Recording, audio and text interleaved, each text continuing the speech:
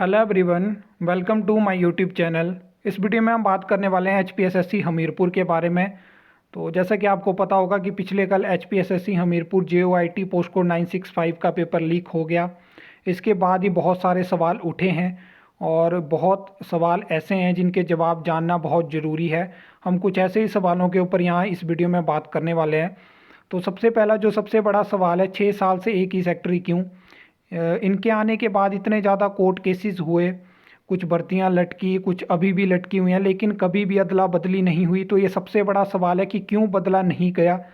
इसके बाद अगर नेक्स्ट हम बात करें तो आयोग के पास अपना स्कैनर नहीं है। मैं बात कर रहा हूँ जो OMR शीट होती है उसको स्कैनर्स के थ्रू चेक किया जाता है, लेकिन वो आयोग के पास नहीं है। शुरुआत से ही जो है वो ये काम आउटसोर्स व्यवस्था पर होता था और ये हमेशा सवालों के घेरे में रहा है। लेकिन बाद में ऐसा हो गया कि जो कंपनी है वो अपनी जो स्कैनर होता है उसको लेके एचपीएसएससी हमीरपुर आ जाती थी और वहीं पे जो है वो स्कैन करी जाती थी शीट्स और रिज़ल्ट बनाए जाते थे।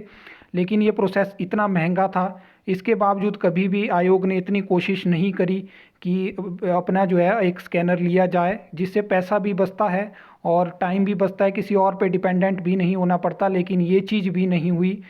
इसके बाद अगर हम बात करें क्वेश्चन बैंक पर, तो बहुत समय से इनके जो एग्ज़ाम रहते हैं इनमें क्वेश्चन आते हैं, उसमें बहुत सी गलतियां होती हैं, कभी क्वेश्चन में, कभी ऑप्शन में, कभी रॉन्ग आंसर होता है। और पिछले में अगर आपको बताऊं तो 2021 से इन्होंने सिस्टम बदला कोरोना के बाद कि आप जो है वो मेल के थ्रू नहीं भेज सकते, आपको पोस्ट के थ्रू भेजना होगा या आपको पर्सनली आना होगा वहाँ पे एचपीएसएससी हमीरपुर। अगर आपको लगता है कि कोई क्वेश्चन गलत है, आपको विद प्रूफ लेके आना होगा। पहले मेल के थ्रू भी हो जाता था। उसके बावजूद भी बहुत सारे एग्ज़ाम 2021 में ऐसे हुए जिनकी बहुत सारी की क्वेरीज भेजी गई, उसके बाद भी फाइनल आंसर की में आंसर नहीं बदले गए। यहाँ पे बताया जाता है कि अगर 10% से ज़्यादा क्वेश्चन किसी एग्ज़ाम में गलत हो तो पेपर नए सिरे से सेट किया जाता है। और क्योंकि आयोग ने क्वेश्चन बैंक बनाकर खुद ही इसका जिम्मा संभाल रखा है, तो अब ये देख सकते हैं आपकी क्या सिस्टम बनाया हुआ है और ये भी एक बहुत बड़ा सवाल है।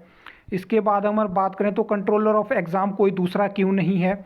तो यहाँ पे बताया जाता है कि जो कंट्रोलर ऑफ एग्ज़ाम की भूमिका पर भी है, क्या इस आयोग में कंट्रोलर ऑफ एग्ज़ाम की भूमिका किसी और को नहीं दी जा सकती थी? क्या सचिव के हवाले ही कंट्रोलर ऑफ एग्ज़ाम की व्यवस्था रहनी चाहिए?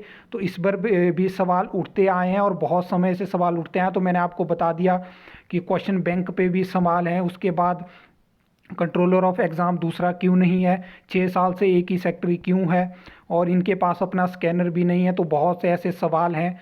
और बाकी आपको क्या लगता है कि क्या क्या चीज़ें हुई हैं, आपके साथ कुछ ऐसे एग्ज़ाम में हुआ है तो आप कमेंट सेक्शन में कमेंट करके बता सकते हो। आई होप आपको ये वीडियो अच्छी लगी होगी, इन्फॉर्मेटिव लगी होगी। तो आप वीडियो को लाइक कमेंट कर सकते हो, चैनल को सब्सक्राइब कर सकते हो फर्दर न्यू अपडेट्स के लिए।